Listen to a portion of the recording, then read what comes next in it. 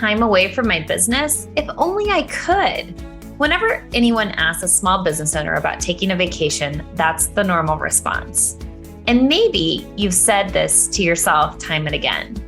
In this podcast, Gail talks with Mike Michalowicz, entrepreneur, speaker, and author of several books, including his latest one, Clockwork, Design Your Business to Run Itself. Mike and Gail discuss some of the concepts in his new, revised, and expanded edition of the book, including the idea of entrepreneurial poverty. By the end of the book, you'll understand the benefits of taking a step back from your business. Well, Mike, I am so excited to be talking to you today about your upgraded Clockwork book. And I've read all your books multiple times. Thank you. And I am so excited to share this because this is such a great book. And it's a good read for anybody that is at any stage of their business. There is great information in here that's going to help them with their business. So awesome job. Thank you. Yeah, I think this is the best work of my life to this point. I'm very proud of this work and the potential impact that it can have. So many people struggle with financial freedom, and that's why I wrote Profit First. But the bigger gap is time freedom. The sacrifices we make are not necessary. The compromising our children or our family or just our personal lives and experiencing it to its fullest isn't necessary. And ironically, if you can do that, when you do that, the business as a result will thrive. And that's why I wanted to share not just how to do that, but the impact people will experience in a positive way for their business by actually removing themselves in part from the business. Well, I'm anxious to talk about it. And of course, when I first read the first round of the book, that was before I took my first sabbatical. So I took my first sabbatical last year, and it was for 6 weeks. Yes. And it terrified my team. But I told them, I gave them about 15 months warning. I said, it's coming, it's coming. Is coming. And they kept getting nervous about it. But in the end, it was a really good thing for the company. And I watched my team step up. So I absolutely love that. And I love your last chapter because it really goes into the reason why you need to have that time off and away from your business. So let's kind of go back to the beginning and let's talk about one of the stories that you had in your book about Jason Barker. Barker, yeah. Yes. So go ahead and share that story about. Yeah, actually, it's funny. So I have the galley in front of me, and so I'll share. It's the first time ever I've included a picture in a book. So there's his picture. And wonderful. Holding a sign for people watching the video or not. The sign says, "Thank you, Mike Michalowicz." He's sitting on an airplane about to take off. Here's why I included his story. 60% of this book is a new book. I tore it down to the foundation, 40% core essence, and rebuilt the book around it. And his story was the most compelling to me. And he wrote the original Clockwork. He owns a detailing business. And his friends for the last 10 or 15 years have been gathering for a football game. They're all alumni. I think it was of Oklahoma State or Oregon State, something like that. But they travel around to the away games once a year as a group. And Jason's that guy who cancels last minute every single time. I'm in and then he's out. And his justification, rightfully so, is the business needs him because he's working in his business. When he deployed Clockwork, he was able to leave. This is a picture he took going on his first trip with his friends. And he was going to spend 5 days with them. But the story didn't go the way he anticipated. There's a horrific component, but also a great call to action. He went on this trip.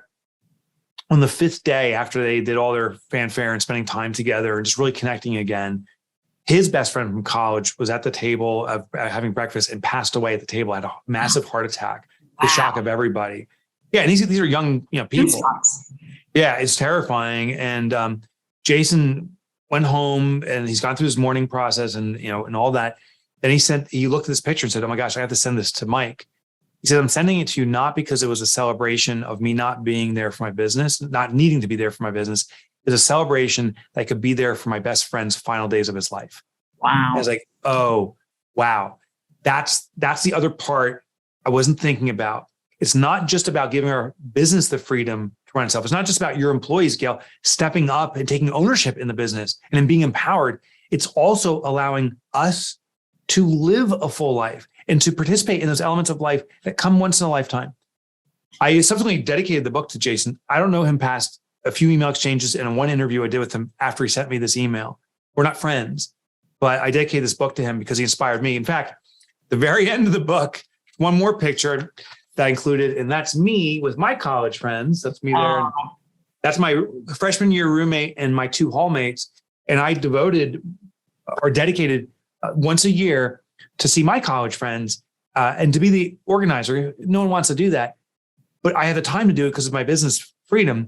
And I'll organize this and be with them. And sure enough, 2 months from now, we're getting together yet again just to spend time together. I don't want to miss their lives. I love that. Well, I also love your mantra, which is eradicate entrepreneurial poverty. I can't get it out. It's tough. It's a doozy. Yeah, it is a good one. So what are 3 of the top symptoms of that? So the reason I made that is because I'm an entrepreneur too. I've been one my entire life. Today, I'm a shareholder in 6 small businesses, five small businesses. And what the symptoms were for me in the beginning were multiple forms of poverty. The number one was what we just addressed is time poverty. We see ourselves as starting a business and we'll have personal freedom, do what I want when I want. And then there's this reality on the other side of the chasm that is I'm beholden to my business. It's a hustle and grind mentality. It's day-to-day survival. So part of entrepreneurial poverty is closing that gap. The next one is financial poverty. I want financial freedom. I want to never worry about bills. I never want to have to worry about any of my finances. Then the reality is check-to-check survival, constant panic. Another symptom is soulful poverty. I want to be doing something that's big and important to the world.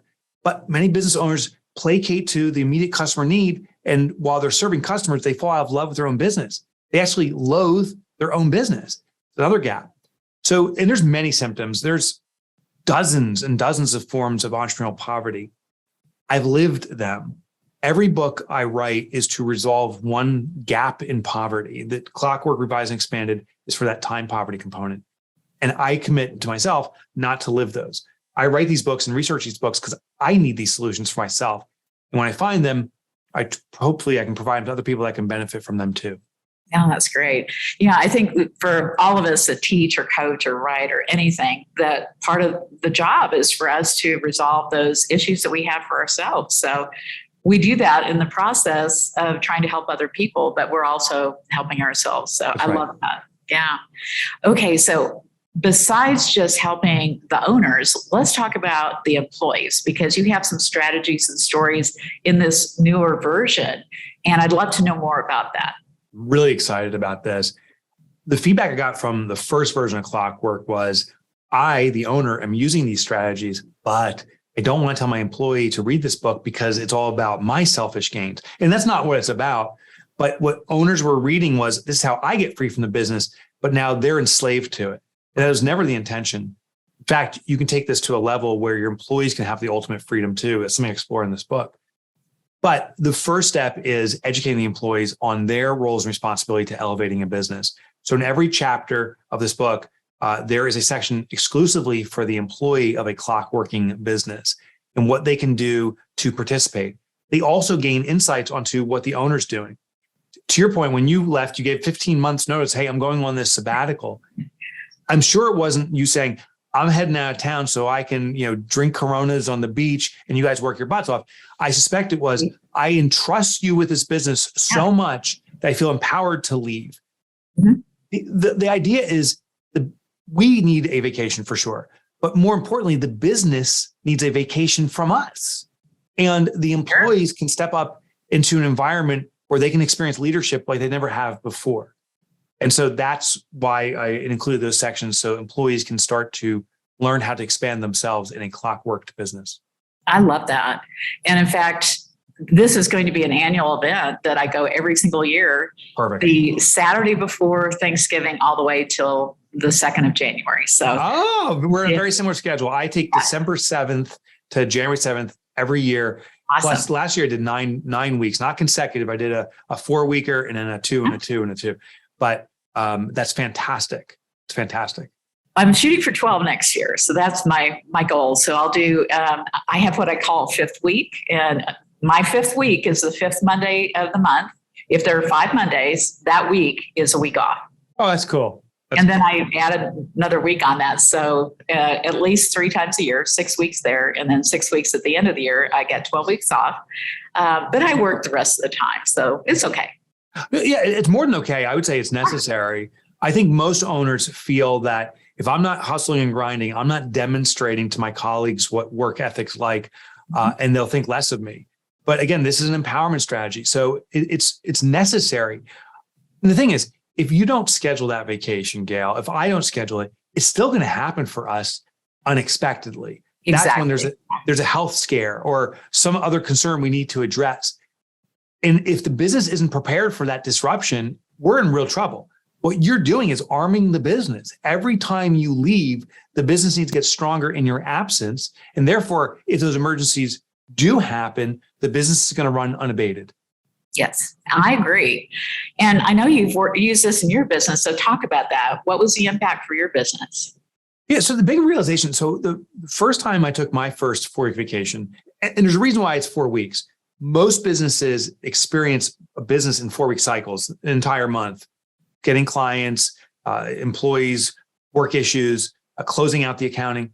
If you can do 4 weeks or longer, you've proven that the business can run without you into perpetuity in most businesses. The first one I did was 5 years ago. And I went on a 4-week vacation.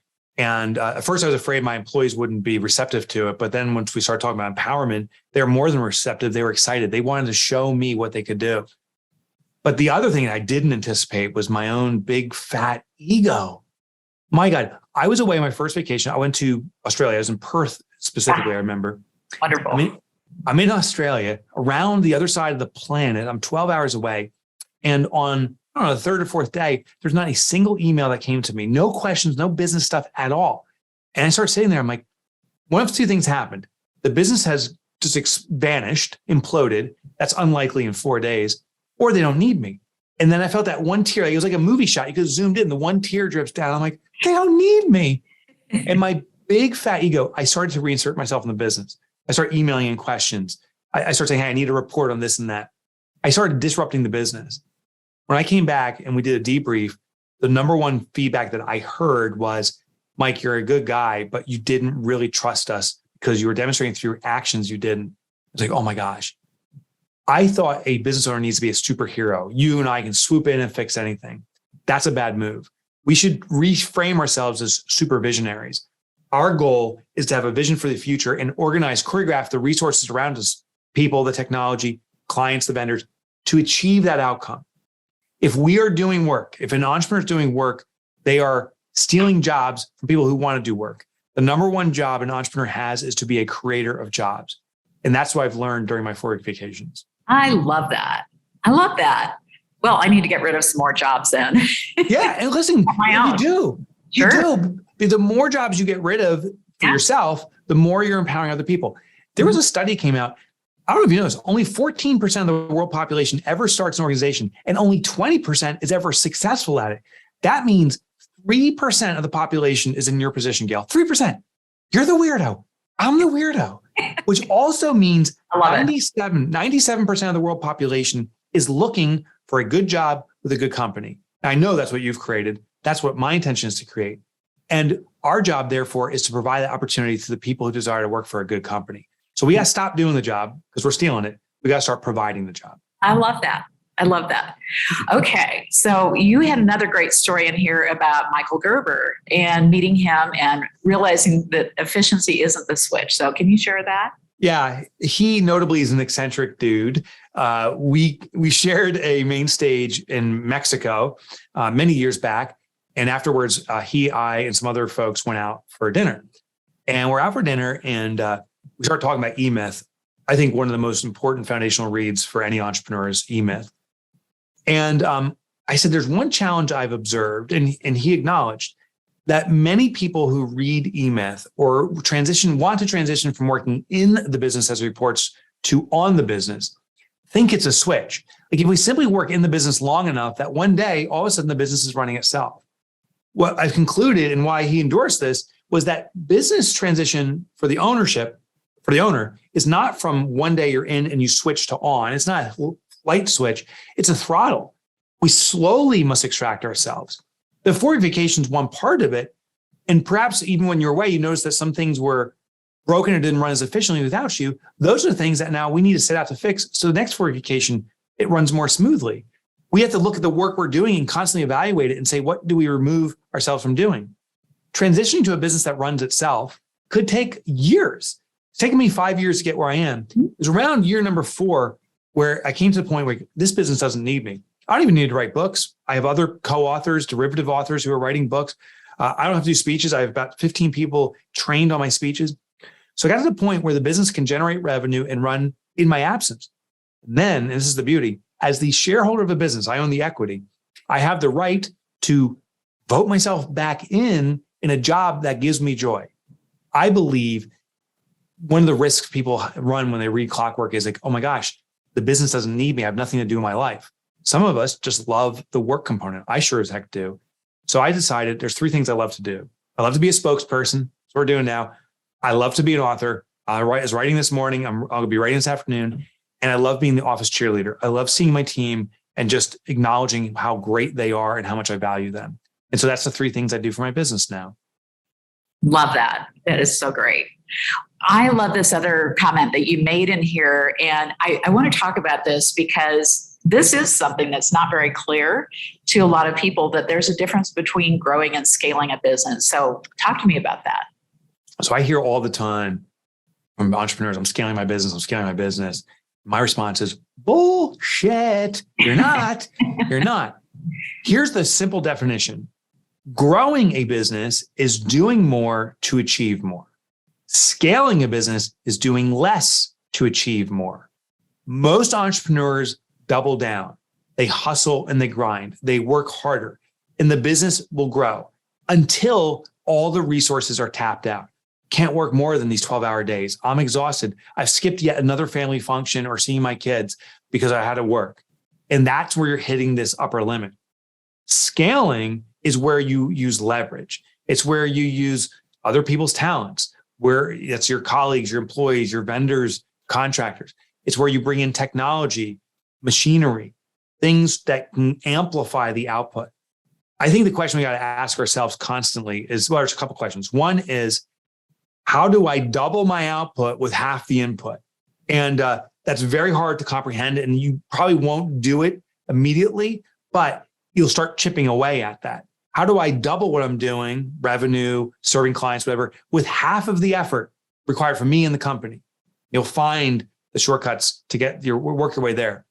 The other one is to stop asking ourselves, how do I get this done? And simply start asking, who will get this done? We have to get in that delegation mindset out of taking on more work ourselves and constantly looking to delegate. Those are the 2 big things that separate scaling from growing.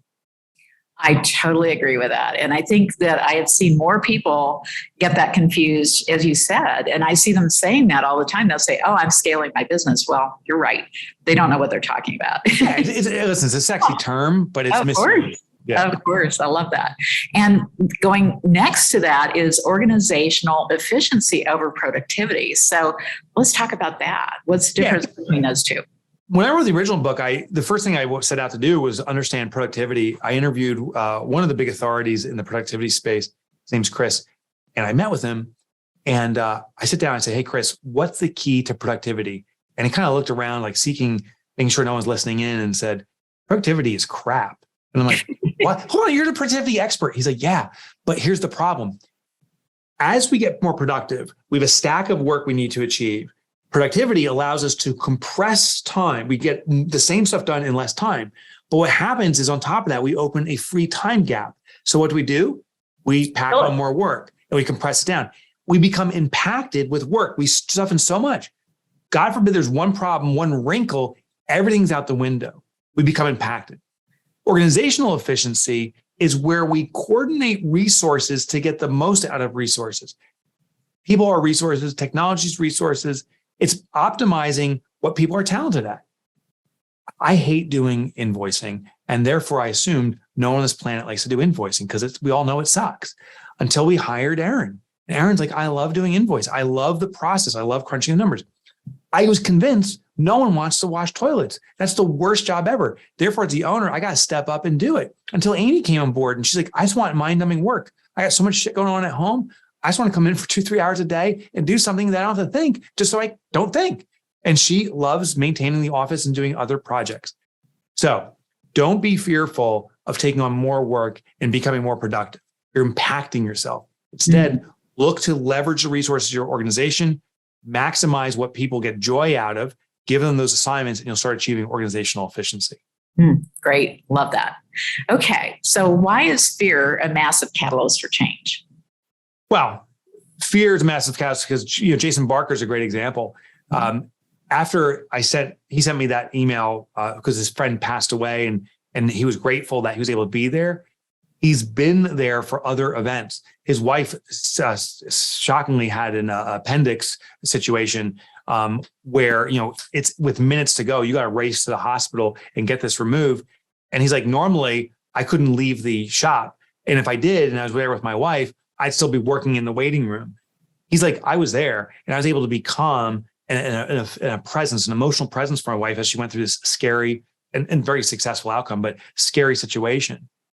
That's what we're looking to do. We're looking to build these efficiencies that we don't have to worry about tragedy or struggles. Fear is a great motivator because if we've experienced in the past, it's an indicator that we don't want to replicate that. So use that, what's hurt you in the past or burned you in the past, to say, I won't allow that to happen again in the future. Some variant of this will present itself. How do you get past by it? And you get past, or you pass by it or go through it with an efficient business. Okay, that's great. Let's talk about the survival trap. You have mentioned that earlier in the conversation. And how do we get free of that? Yeah, survival trap's real simple. Wherever we are today in our business, if we're feeling pressure, there's a problem, or maybe there's an opportunity. If we take an action to grab the opportunity or to avoid that problem, we move somewhere. Problem is, most businesses are responding to the moment and not considerate of the future. So if you drew the letter A on a piece of paper and drew arrows going away from it, any arrow in any direction gives you relief because you're out of A, the apparent problems you're having. But if you want to move to point B, now you draw point B in the bottom left corner of that piece of paper. None of those arrows may be pointing to B. And so we just continue this trap of just moving to the moment. What we need to do is first define where the future is of our business, where we want to go, and then act very deliberately with that. Any consideration that comes up, the first question we should say is this moving me toward point B? If not, I got to correct where the arrow is pointing before taking action. Okay, great. Well, I love this too. And we talked about vacation at the beginning and sabbatical or whatever, but you created a simple strategy to make business run itself. And you said it was about vacation. So talk to me about that. Yeah. So what I challenge anyone listening to this podcast right now, Gail, is go on your calendar, pick a mark 18 months out, maybe 24 months. So I'm giving you a year and a half to 2 years. Block out 4 consecutive weeks right now on your calendar. The reason you need to do this is you're going to have a little bit of a proverbial heart attack. If you do, and I think you will, like, oh, I'm going to be gone. I can't do that. That is your subconscious telling you you have problems with your business right now. There's a flaw, the fact that you can't do this. Then you have that realization, you start building toward it. When you leave for your first work vacation, it's not going to be perfect, but your team will be empowered. And listen, you may be a team of one right now. Maybe it's a couple of virtual people, maybe some technology.